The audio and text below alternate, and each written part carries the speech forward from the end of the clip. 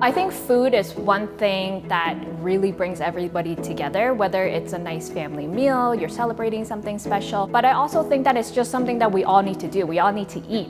Food is a really big, important memory from my campus life. The other day I was just walking through campus and it was like, oh, I ate there, I ate there. I remember a lot about food. I run a food blog called Joyce of Cooking. I do cooking classes, I make recommendations of different restaurants that people should visit.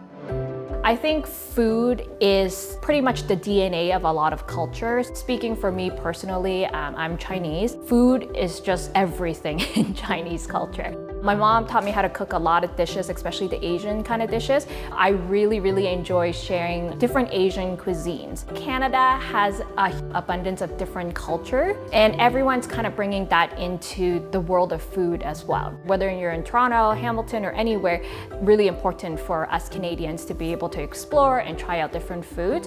When I was here on campus, not that this stuff was here, it wasn't as high tech, so it's nice to kind of see the building modernized as well. Food can really bring two parties together because you can just talk about it and be curious. And I think it's a nice way to just connect people and connect families together.